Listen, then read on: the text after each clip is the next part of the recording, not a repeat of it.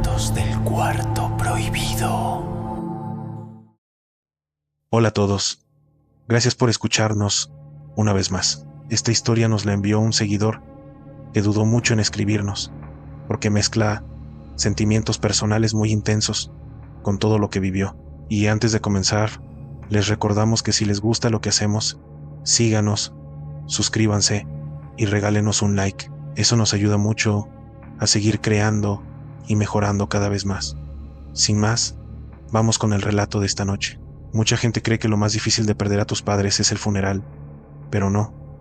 Lo más difícil es lo que viene después, cuando se van todos, cuando se apaga el alboroto y te das cuenta que el mundo sigue girando, pero tú ya no sabes dónde quedarte. Te quedas sin las personas que más amas. Yo solo tenía 13 años cuando pasó el accidente. Murieron en carretera de regreso de una visita familiar. A mí me salvó una gripa, pero no sabía que sería la última vez que vería a mis padres. Esa vez me quedé en casa con mis tías, y cuando volvieron por mí, solo fueron por mis cosas. Ellas me recibieron sin pensarlo. Desde entonces son, y me tratan como si fueran mis verdaderos padres. Vivían en un pueblo de esos donde el silencio pesa, en las faldas de un cerro, donde siempre parece estar nublado. No sé si eran mis ganas de no estar ahí o qué, pero desde el primer día, algo se sentía diferente, no malo, al menos no al principio, solo, raro, como si alguien más viviera ahí y se escondiera cada que parpadeabas. Con el tiempo conocí a Hernán, vivía a unas cuadras, también había perdido a su mamá y eso, supongo que fue lo que nos hizo mejores amigos. Nos volvimos inseparables. Con otros niños del pueblo hicimos una bandita y todos los días nos juntábamos en la plaza. Era nuestra zona segura, y ese lugar es clave. Ahí apareció el vagabundo. Decía que venía de Portugal, que hablaba portugués, que alguna vez fue marinero o boxeador o quién sabe qué. Cambiaba la historia cada día. Era inofensivo. Era una persona que no hacía daño a nadie, pero tenía algo raro. No era sucio como los demás, ni agresivo, pero había ocasiones que hablaba solo, pero no como loco, no. Usaba tonos distintos. A veces hablaba como niño, otras como señor, otras como si estuviera leyendo una misa. Una vez un señor del pueblo dijo que esas voces eran en latín y que nadie debería escucharlas. Pero ya sabes, uno de morro es curioso. A mí el señor me daba lástima y empecé a llevarle pan, una manzana, lo que podía, y fue ahí cuando todo empezó a cambiar. Yo no sabía qué hacer con todo lo que estaba sintiendo. Mis tías seguían actuando como si nada, aunque ya sabían perfectamente que algo andaba mal. Nadie en el pueblo dormía bien desde hacía semanas. Y lo peor es que no se hablaba del tema. Solo se escuchaban murmullos, comentarios entre dientes. Y más de uno ya había decidido dormir con veladoras encendidas. No era solo yo, las cosas iban empeorando, y cada noche pasaba algo diferente. Puertas que se abrían solas. Gente que decía haber visto sombras en los árboles. Mujeres mayores que empezaban a rezar como locas en medio de la noche.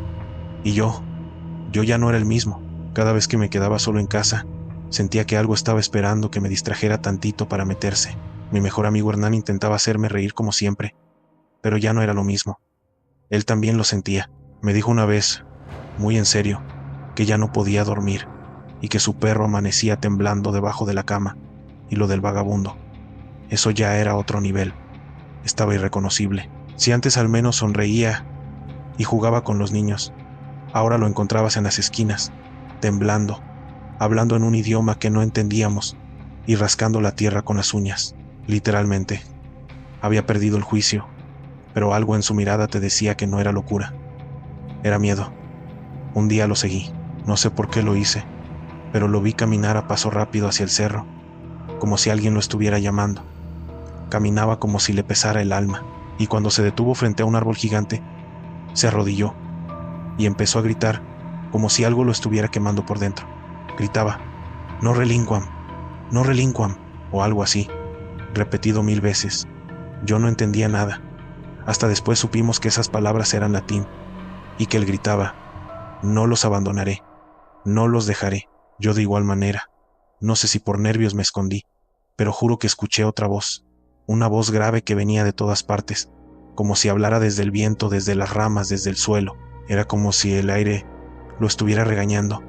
El vagabundo lloraba y decía que ya lo había traído, que ahí estaba, que cumpliera lo prometido. Yo en ese momento, de verdad, comunidad, estaba aterrado. En ese momento solo pensé en correr, así que volví corriendo a mi casa y esa noche no dije nada, pero días después ocurrió algo que por lo menos a mí me borró el silencio de la mente. En medio de una misa, en plena iglesia, una señora se desmayó gritando que había visto a su hijo muerto dentro del confesionario. Obviamente no había nada, pero la iglesia se llenó de gritos. El padre trató de calmar a todos, pero fue en vano. Las campanas sonaron otra vez, y esta vez el pueblo entendió que no era cualquier cosa. Esa noche se organizó lo que sería el exorcismo del pueblo. El padre nos reunió a todos en la plaza y nos pidió traer veladoras, crucifijos, rosarios, agua bendita, todo lo que tuviéramos. Nadie quería hablar de lo que ocurría, pero todos sabían que algo tenía que hacerse. La iglesia olía a incienso y miedo. Se sentía pesado, como si el aire costara más trabajo respirar. Llegamos todos con veladoras, agua bendita, crucifijos, escapularios, lo que tuviéramos. Hasta los que nunca creían estaban ahí. Nadie se atrevía a decirlo en voz alta, pero todos sabíamos que si no hacíamos algo que no comprendíamos, nos podría hacer daño. El padre subió a un templete improvisado. Llevaba la Biblia, una cruz enorme colgada al cuello y la mirada rota. Ya no era el mismo. Estaba cansado, derrotado. Esta noche no se salva un alma. Esta noche se salva un pueblo.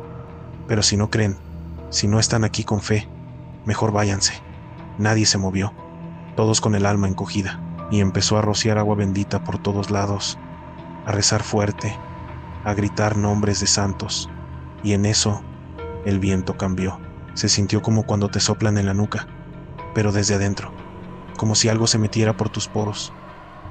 Varios cayeron de rodillas, otros empezaron a gritar. Yo empecé a temblar sin control. La tierra olía a podrido, como a sangre vieja, a algo que no debería estar ahí, y fue entonces que se escuchó desde una bocina que ni estaba conectada. Ya lo ofrecieron. Ahora solo quiero la respuesta. Todos nos quedamos congelados. El padre se hincó y gritó: ¿Quién hizo el pacto? Y alguien entre lágrimas gritó: Fue don Julio. Él dijo que si entregábamos al vagabundo, esto se acabaría. Y fue ahí, justo ahí, que todo se desató. El padre giró con una furia que nunca le habíamos visto. Bajó del templete, empujando gente, buscando a don Julio entre la multitud. Lo encontró al fondo, temblando, con la mirada perdida. ¿Tú lo hiciste?, le preguntó con la voz rota, más por tristeza que por enojo. ¿Lo entregaste tú? Don Julio apenas pudo asentir con la cabeza. Lo amarramos entre varios, dijo casi susurrando.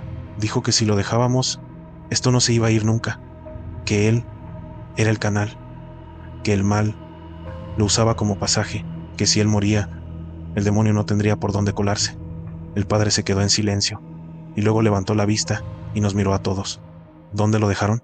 En la covacha del potrero. Lo encadenamos desde hoy en la mañana.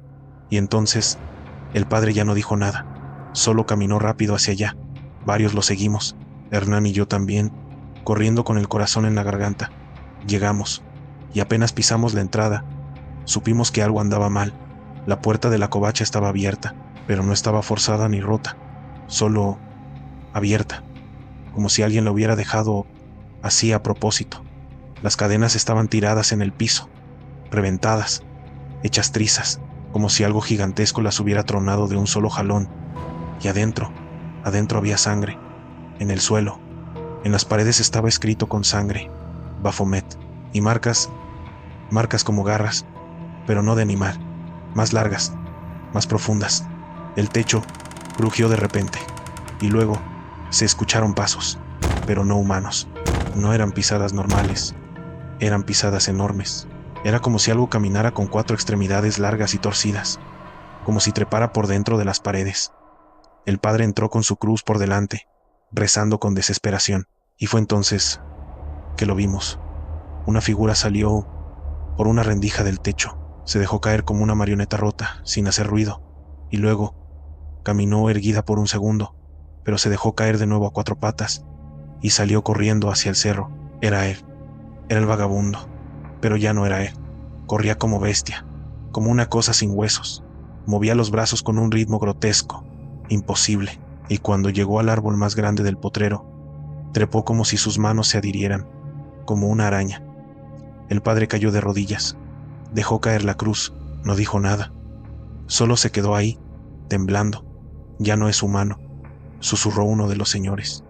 Y era verdad. Esa cosa se quedó un segundo viéndonos desde las alturas. Sus ojos brillaban, pero no con luz, con algo que dolía, algo que te hacía sentir culpable solo con cruzar la mirada. Luego se internó en el bosque.